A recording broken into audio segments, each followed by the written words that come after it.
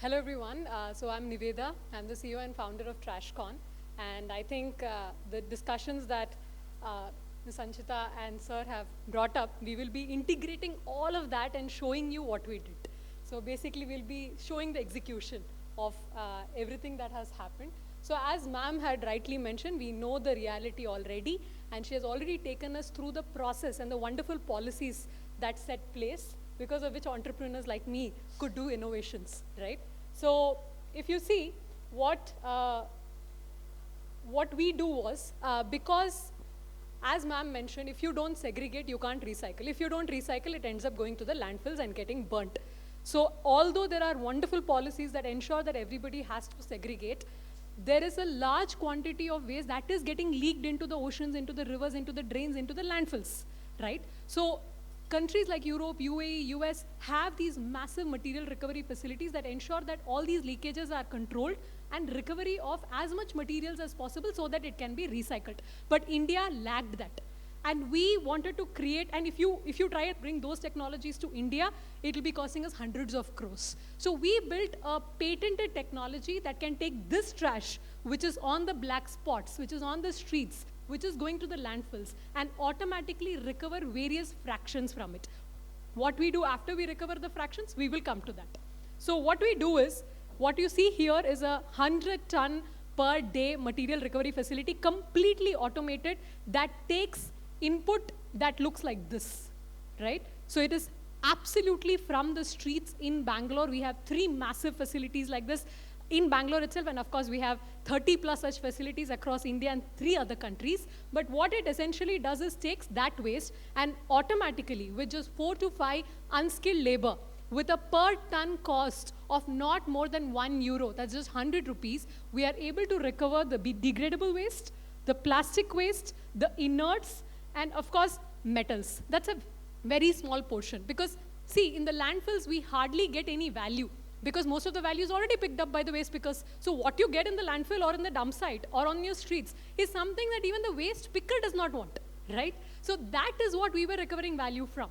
Now, we did this, right? And we were happy, because the degradable waste could be sent to biogas, right? Could be converted to fuel, could be converted to energy. The inerts, of course, has to go through the process, through the policy. We were left with plastics, and we were very happy. People will stand in a line and pick out plastics, right? You have PET bottles, you have shampoo bottles, Raddiwala will come and take it from you. So we were also very happy, and we spent almost 3 years working in the landfills like waste pickers to crack this technology, right? So when we did that, this is what we realized. We ended up creating a lot of such plants, and of course, most of our plants are inaugurated by the who's who.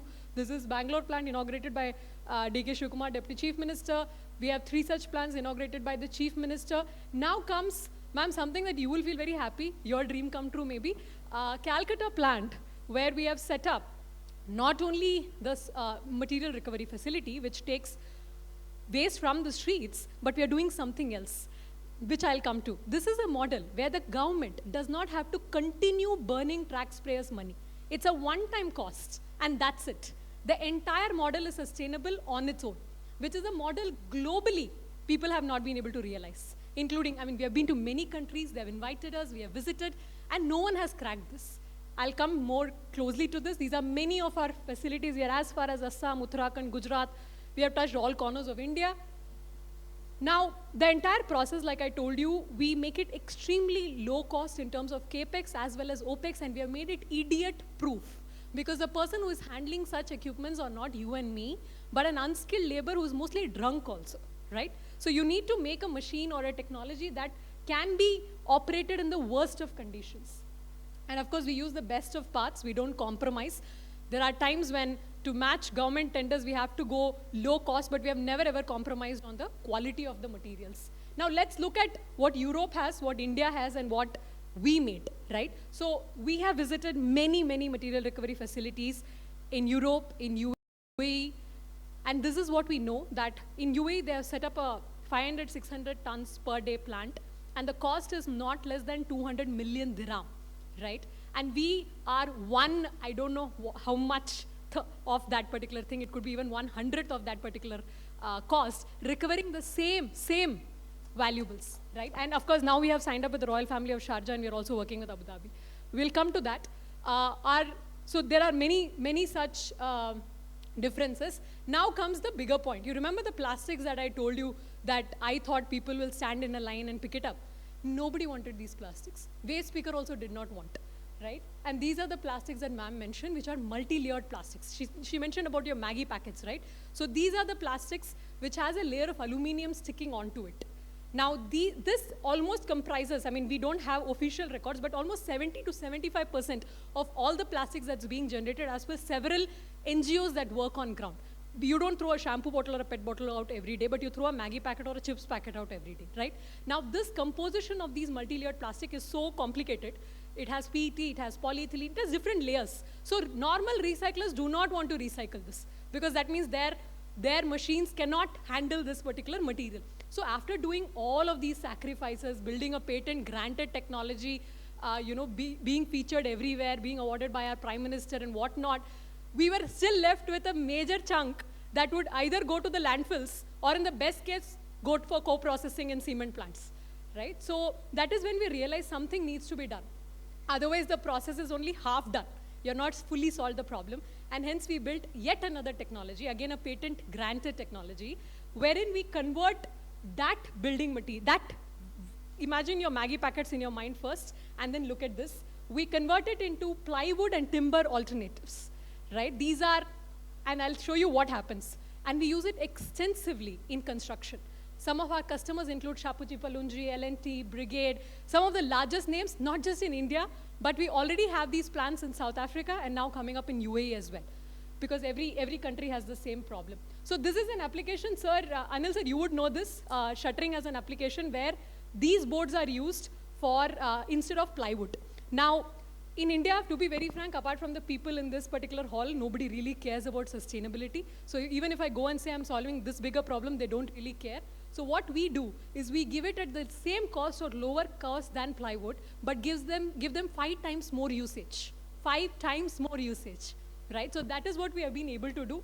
These are many of our sites. Thousands of boards are being used across India. Tens of thousands of boards are being used across India. I just want you all to also absorb the fact that these are all your chips packet, biscuit wrappers, and aluminum, which is being used to make your buildings. Now, we have done several large projects with Himalaya is currently using most of their cupboards, their office furniture with this material. This is Unilever. There are hundreds of these benches across Mumbai and Aurangabad. If you see this, these are several interior applications for your cladding. You see all these cladding and the entire area, right? All of this is made with that material. And it doesn't look like it's something made out of chips packets or biscuit wrappers. These are many of the products that we use. Now, as Mr. Anil mentioned, it's very important that when you're making a material, it should be toxicity free. It should be completely free. Of course, you're using food-grade plastics to recycle it. It will not have any issues, but still, we went through extensive toxicity reports and ensured that it is absolutely safe for use.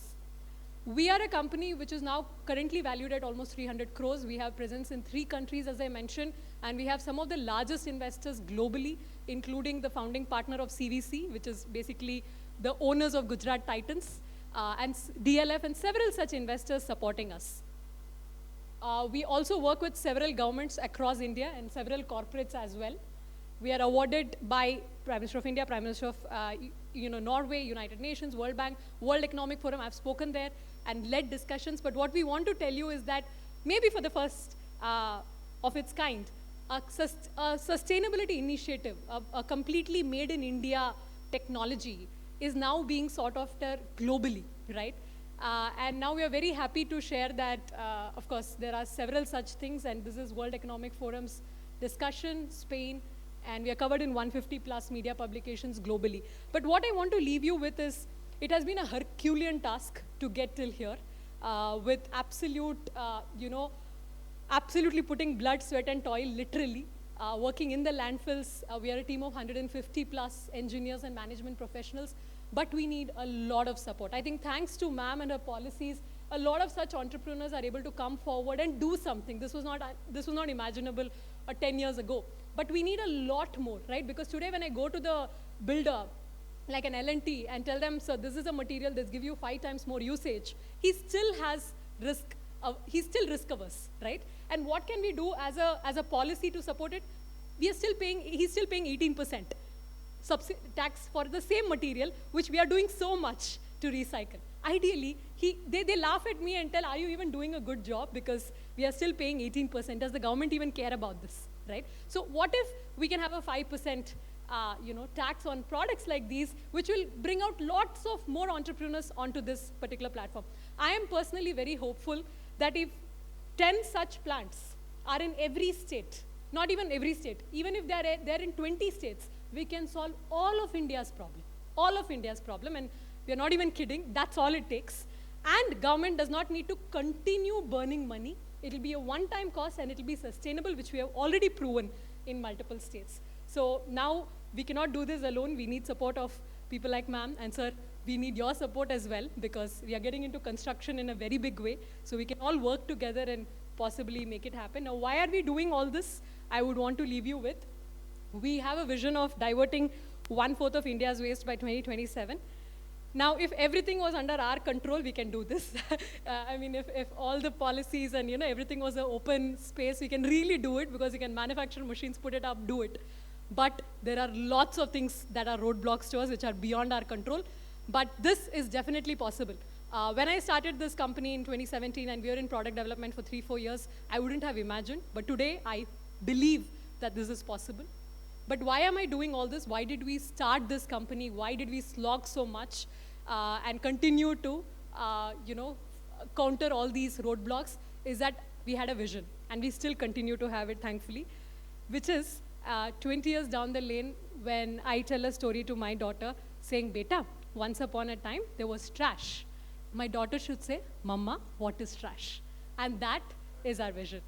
So looking forward to working with you all to make it happen. Thank you so much.